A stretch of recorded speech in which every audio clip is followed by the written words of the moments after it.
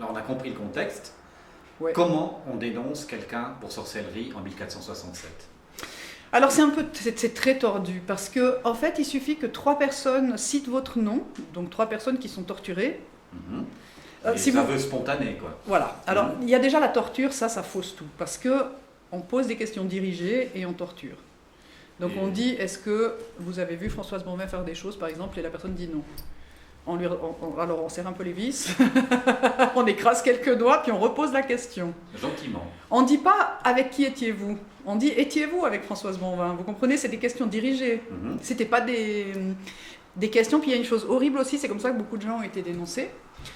Quand une personne était condamnée pour hérésie, on la mettait vivante dans le bûcher. Hein. Alors ils étaient attachés sur une échelle puis on faisait glisser l'échelle dans le bûcher, ils étaient brûlés vifs. S'ils donnaient 3 noms avant d'être brûlés, ils avaient le droit qu'on les étrangle avant de les brûler, donc ça faisait une mort plus douce. Donc les gens, au moment de monter sur le bûcher, donc déjà tous leurs aveux ont été extorqués sous la torture.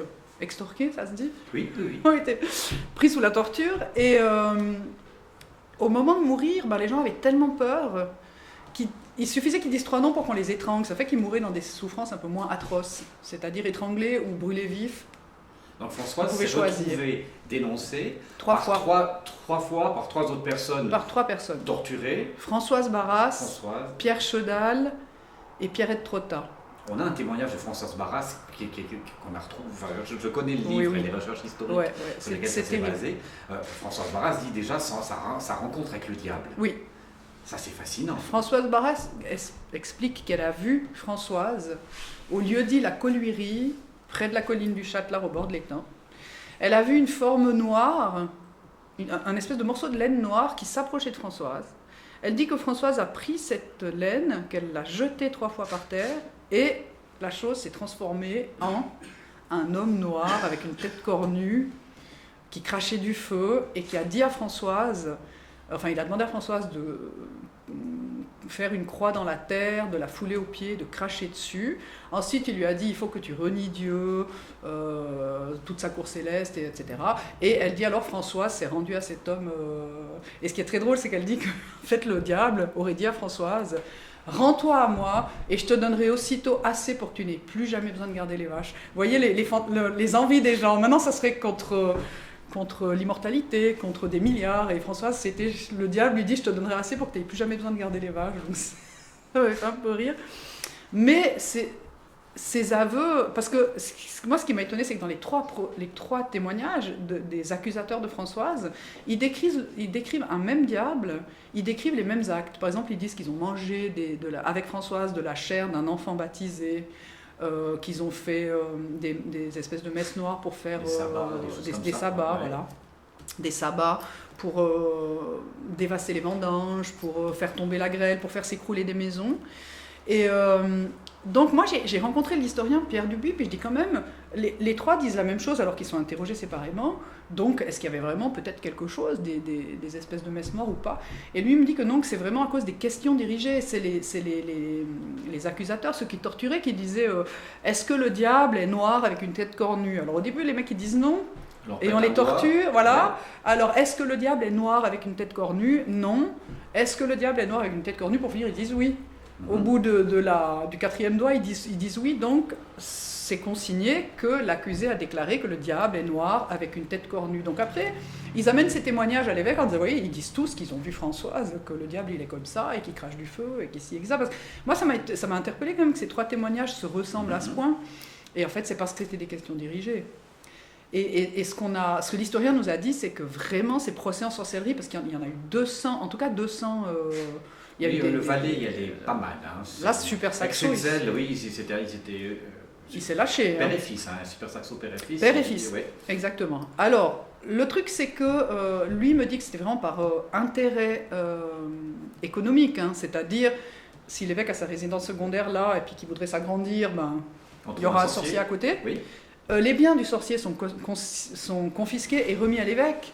On ne peut pas laisser ce bien, par exemple la fille de Françoise, si elle avait été brûlée, elle n'aurait pas pu avoir ces biens, parce que c'est pour la protéger, parce que c'est une maison qui est peut-être encore pleine de mauvais esprits, donc c'est mieux de la laisser à l'évêque, parce que lui, il saura la désenvoûter Il sera donc, eux, ils se sont enrichis énormément avec l'Inquisition, et c'était aussi des opposants politiques. Comme l'évêque avait le pouvoir, on a appris à l'école, hein, temporel et spirituel, c'est-à-dire il avait tous les pouvoirs, donc il y a quand même des gens il y avait quand même des opposants politiques, comme il y a eu la famille de Torrenté, où ils ont été brûlés, et eux, c'était des gens très instruits, et donc ils ont aussi pris des avocats. C'était une menace politique pour l'évêque. Exactement. Et eux, ils sont allés jusqu'à Rome, parce qu'ils ont été condamnés pour hérésie, ils ont fait recours jusqu'au pape pour ne pas être brûlés. Et là, ils ont brûlé le grand-père, le père et le fils, c'est-à-dire les trois de Torrenté. Et l'évêque, au vu des témoignages, a confirmé que c'était des hérétiques. Pas l'évêque, le pape, là, pour les de Torrenté, il les a pas sauvés, quoi. Françoise Bonvin va apprendre qu'elle est dénoncée. Est-ce qu'elle n'aurait pas eu l'opportunité de fuir? Elle a fui. Elle a fui. Oui, on n'a pas pris cette partie dans le spectacle parce qu'on a dû prendre des options, mais on n'a pas pu mettre tout l'entier du procès, hein, il y a 67 témoins. C'est-à-dire on a cette partie dans le spectacle où elle est en train de refaire un petit peu le check de comment elle vit. Elle se dit, mais moi, elle sent qu'il y a des rumeurs. Mm-hmm. C'est quand même un petit village. Elle sent qu'il y a des rumeurs, elle sent que son nom sort de temps en temps, donc... Elle commence, nous on a fait une scène où elle est seule chez elle, où elle dit, moi je vais à la messe comme tout le monde voit que je travaille, que je vais à la messe tous les dimanches, que je fais toutes les processions, que je rate jamais la communion, les trucs de Pâques, que je fais toutes les fêtes. J'ai offert des céréales à Saint-Théodule pour qu'ils protègent j'ai tout fait bien, donc elle dit, ils peuvent rien me reprocher, mais elle a quand même très peur, mais elle dit, qu'est-ce qu'ils me veulent ? Je sens qu'il y a quelque chose qui se passe, je sens qu'il y a des rumeurs, alors elle se dit, c'est à ce moment-là qu'elle se dit, mais est-ce que c'est parce que je ne suis pas du pays ? Elle n'est pas du pays puisqu'elle vient de Sierre, et pas de Germignon, et qu'elle est l'étrangère, ou elle dit, est-ce que c'est parce que je sais lire ? Est-ce que c'est parce qu'elle loue son atelier, elle a un atelier qu'elle loue à un cordonnier, donc quelque part elle a un homme chez elle qui n'est pas son mari. Donc elle dit, est-ce que c'est parce que j'ai ce cordonnier chez moi, est-ce que ça fait jaser ? Puis donc elle essaye de voir un peu comment elle vit, puis elle dit non, ils peuvent pas me reprocher. Et tout à coup elle explique que vraiment il y a une peur qui s'installe. Donc tout à coup elle apprend qu'elle va être arrêtée. Elle sait qu'elle va être arrêtée, donc elle fuit. Et fuir, c'est un aveu de culpabilité. Oui, elle fuit et elle le dira, elle a eu peur de la torture physique, hein, chose qu'on peut comprendre. Donc nous, on a aussi essayé de beaucoup travailler sur la solitude de cette femme. Moi, j'essaie de ressentir ça, de dire, mais voilà, on vous dit que demain matin, on vient vous arrêter, vous torturer. Je crois que c'est pas la torture le pire, c'est ce moment d'attente seul, de dire, mais qu'est-ce que je fais ? Ils vont venir me chercher, ou est-ce que c'est des rumeurs et ils viendront pas me chercher ? C'est toute cette peur aussi qu'on a voulu mettre, cette peur souterraine qui apparaît bien dans le spectacle, je trouve, avec les effets... de Franco-Mento, etc., cette espèce de tension. C'est-à-dire, on n'est pas sûr, mais on sent qu'il y a quelque chose qui se passe qui est très, très bizarre. Elle fuit, malheureusement, parce que... Et il y en a d'autres qui ont fui, hein, mais qui ont carrément quitté le Valais et qui sont pas revenus. Il y a une famille qui ont le même nom que les Caves-Touvent, là, Callot. Il y a une famille Callot qui a fui, parce qu'ils allaient être arrêtés. Donc, il y en a qui ont fui, puis qui sont restés longtemps loin du Valais, et qui sont revenus quand la période était un petit peu plus calme. Elle a fui, puis elle est arrêtée. Dans le tableau historique et social que vous dressez, on se dit, on est arrêté en tant que sorcière, il n'y a aucune échappatoire. On passe au bûcher, point barre. Non, c'est pire. On passe à la question. Même si, au moment de l'arrestation, on dit oui, je suis une sorcière, j'ai tout fait, il y a d'abord la torture, et on interroge après et pendant la torture. Il y a d'abord la question. Donc ça a posé beaucoup de problèmes, ça faisait peur à tout le monde, donc il y a des gens accusés qui fuyaient, donc où c'était des preuves d'aveu, mais tous les gens qui étaient arrêtés, même même les innocents. Je pense qu'il y avait très peu de vrais sorciers. Hein. J'ai essayé de contacter le couvent des Capucins, il y a un exorciste au couvent des Capucins, pour savoir si réellement il pouvait éventuellement exister des gens qui étaient réellement possédés par le diable. Malheureusement, les derniers exorcistes, ils sont plus tellement en activité. Il n'y a plus personne au couvent, ça, ils vont fermer, il n'y a plus personne. Par contre, j'ai un ami qui avait fait un reportage sur ça, sur ce monsieur qui est exorciste. Et lui, sur toute sa vie, il a rencontré un cas à son avis, possession. Sinon, c'était toujours des dépressions, des maladies ou des fausses idées, des gens qui tournent en boucle quelque chose qu'ils ont entendu, quelqu'un qui est malheureux dans sa vie puis qui se dit voilà, on m'a jeté un sort, etc. Mais lui, il pense que l'exorciste, qu'un vrai cas de possession, il en a vu un. Sur toute sa vie, il a vécu très vieux quand même. Donc ces gens, oui, ils sont arrêtés pendant l'Inquisition et ils sont d'abord torturés. Donc il y a très peu de gens qui ne passent pas aux aveux en fait. Et comment Françoise Bonvin va-t-elle être sauvée des flammes? C'est le titre de votre spectacle, donc il n'y a pas de suspense. Non, ouais. on se demande quel est le cheminement pour qu'après on la libère. Alors, c'est pas aussi simple que ça. Elle prend un avocat. Elle prend un avocat. Il faut quand même y voir le spectacle pour savoir tout le procès et la fin, parce qu'on n'est pas sûr. Sauver des flammes, c'est avec un point d'interrogation. Hein. On sera sûr seulement en sortant du spectacle. Laissez-moi vendre des billets. On a besoin de sous. Il faut que les gens viennent pour savoir la fin.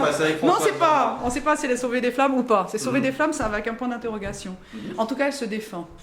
Elle est torturée, alors ça on ne sait pas, on sait qu'elle est torturée, mais on n'a pas son témoignage, donc on ne sait pas ce qu'elle a dit. On ne sait pas ce qu'elle a dit, on sait vraiment ce qu'elle était par rapport au témoignage des autres personnes. En tout cas, elle prend un avocat pour se défendre. Elle prend un avocat.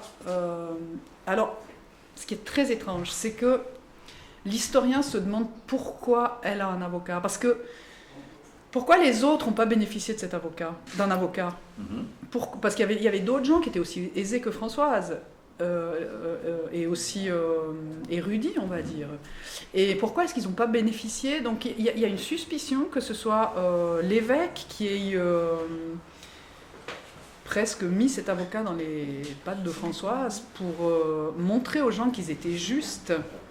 Parce que stratégiquement parlant, pour lui, en avoir une de temps à autre qu'on innocente, on soupçonne ça. Ça aurait pu accréditer les autres. Oui, et puis on soupçonne ça parce que nous on a fait des recherches sur l'avocat qui s'appelle Enno Amtroyen, et lui était aussi l'avocat, il travaillait aussi pour l'évêché, il travaillait aussi pour plein de gens, c'était un avocat très très connu, il travaillait beaucoup, il apparaît dans plein de procès. Donc c'est quand même quelqu'un d'éminent, de connu. Alors soit c'est un opposant politique qui veut donner une leçon aux évêques, parce que lui, dans le procès de Françoise, ce qu'il dit à la fin de sa plaidoirie, il dit, alors vous les évêques, le clergé, vous dites que Françoise a pu, avec l'aide du diable, faire tomber la neige, faire détruire des maisons, la neige en juillet, faire détruire les maisons, etc. Ça veut dire que vous, les évêques, vous accordez autant de pouvoir à Dieu qu'au diable, parce que il dit, si vous êtes des évêques, vous devez penser que c'est seulement Dieu qui peut faire tomber la neige, la pluie, l'orage, la grêle, etc. Et là, vous dites que le diable a autant de pouvoir que Dieu, donc vous êtes aussi des hérétiques. Et donc, on doit aussi vous brûler, parce que vous croyez que le diable a ce pouvoir. Mais c'est lui qui aurait pu être brûlé, avec des accusations également. Alors, on se dit, est-ce que c'est un opposant politique qui s'est dit, alors moi, je vais me payer les évêques, et du coup, il défend Françoise. On ne comprend pas pourquoi il s'occupe d'elle. Personne n'arrive à... Alors c'est soit pour ça, soit les évêques se disent, bon là le peuple commence à se dire, ça fait beaucoup de brûlés quand même, 220, il y en avait plus de 200. Le peuple commence à se dire, il y a quelque chose qui n'est pas normal, parce que quand même, qu'ils en brûlent 1, 2 par village, 3, 4, mais 200... Les gens commencent à dire, ça sera peut-être moi le prochain, donc peut-être les évêques abusent un peu de leur pouvoir. Donc peut-être c'était une manière pour les évêques de dire, regardez, on est juste, on laisse la possibilité aux gens de se défendre, on leur laisse une ouverture, si il est prouvé qu'elle n'est pas hérétique, elle sera sauvée, etc. Donc on ne sait pas entre ces deux versions laquelle elle est. Avec 67 témoins de moralité, il fait un boulot de fou. Il a fait un boulot énorme. Il a convoqué les témoins à l'auberge de Guillaume Mudry, je crois que c'est à Chermignon ou à Sierre. Et ça a duré presque un mois, je crois. Il a trouvé il a trouvé 67 témoins, puis il s'est arrêté à 67 témoins qui témoignent en faveur de Françoise, qui témoignent que oui, il leur a posé 14 questions, les mêmes questions à chacun des 67 témoins. Et témoins à décharge. Donc finalement, il avait 3 torturés à charge et 67 témoins à décharge. Qui n'étaient pas torturés, eux. Non, qui ont été interrogés à l'auberge.